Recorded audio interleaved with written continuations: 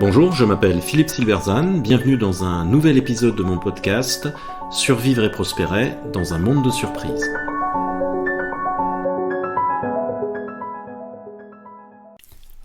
Se distinguer ou se conformer, l'arbitrage difficile de l'innovateur et du stratège.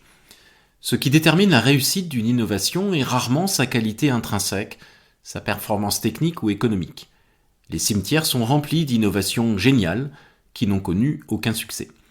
La réussite d'une innovation dépend plutôt de sa capacité à se conformer au cadre institutionnel existant pour se faire accepter.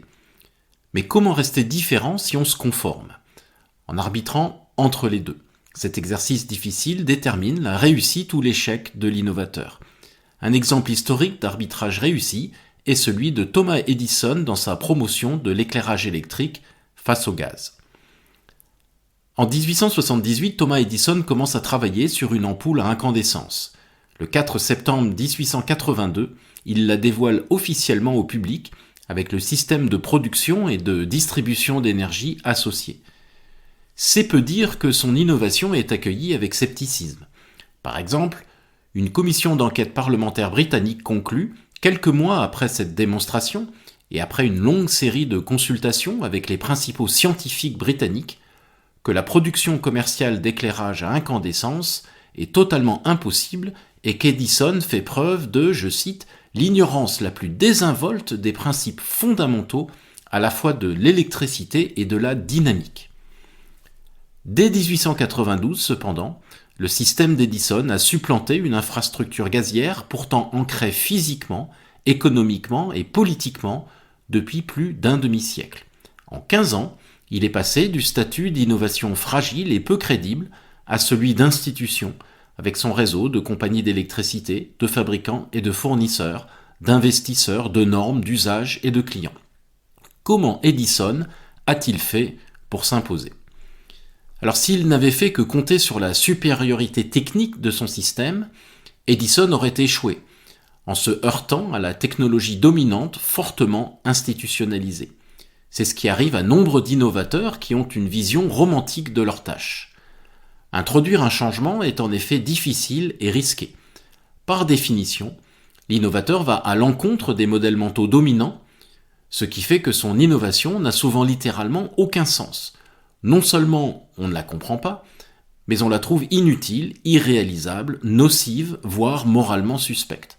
On oublie ainsi souvent que beaucoup de ce que nous trouvons banal aujourd'hui a été accueilli avec hostilité à son origine. Pour être accepté, l'innovateur doit donc situer son innovation en conformité avec les modèles mentaux dominants, tout en la distinguant de ces derniers. C'est par rapport à ces modèles que les utilisateurs jugeront l'innovation. Les premières automobiles étaient ainsi appelées des carrioles sans chevaux. Les actions et les idées radicalement nouvelles ne peuvent pas être assimilées parce qu'il n'existe pas de logique établie pour les décrire. On essaye de comprendre et de juger le nouveau à partir des modèles de l'ancien. C'est ce qu'a compris Edison qui va systématiquement promouvoir son système non pas en le distinguant clairement et en l'opposant frontalement au système dominant, mais plutôt en l'enveloppant dans le manteau de ses institutions établies. Un exemple illustre cette stratégie. En 1882, le gaz permet d'éclairer avec une flamme jaunâtre et crachotante, équivalente à celle d'une ampoule de 12 watts. L'électricité permet un éclairage beaucoup plus puissant. Pourtant, Edison limite volontairement ces ampoules pour qu'elles aient un effet global semblable à l'éclairage au gaz, afin que personne ne se rende compte que les pièces sont éclairées à l'électricité. Abaisser la luminosité permet de se cacher derrière la technologie dominante. Autre exemple pour la distribution, Edison insiste pour que ces lignes électriques soient enterrées sous le sol, comme les conduites d'eau et de gaz, plutôt que placées en hauteur, comme c'était le cas pour les compagnies de téléphone ou de télégraphe. Là encore, l'idée est de se comporter comme une compagnie de gaz et donc de se banaliser. Edison choisit également de produire de l'électricité de manière centralisée, là encore comme les compagnies de gaz établies. Il présente ainsi au public un système d'éclairage qui leur est déjà familier. La stratégie d'Edison crée néanmoins un dilemme. En se rapprochant des modèles mentaux existants, l'innovateur risque de compromettre le véritable intérêt de son innovation. Le risque est celui d'un grignotage, petit compromis après petit compromis, au bout duquel celle-ci est en quelque sorte vidée de sa substance. D'où la nécessité d'un arbitrage qui consiste à choisir les quelques éléments distinctifs qu'on va mettre en avant et ceux qu'on va masquer. Cette nécessité d'arbitrage n'est pas réservée aux seuls innovateurs, elle est le lot de tout stratège. Pour exister, une entreprise doit se différencier, mais elle doit aussi s'inscrire dans un contexte institutionnel fait d'usages, de lois, de règlements, de modèles mentaux, etc. À ses débuts, une nouvelle entreprise est généralement fortement différenciée. Mais quand elle se développe, des forces importantes la poussent à se conformer aux normes dominantes. Cela peut conduire, par exemple, à remplacer les entrepreneurs des origines par des managers, à adopter des processus et des méthodes inspirés des meilleures pratiques de son industrie, ou à recruter des cadres plus formatés, issus d'écoles prestigieuses.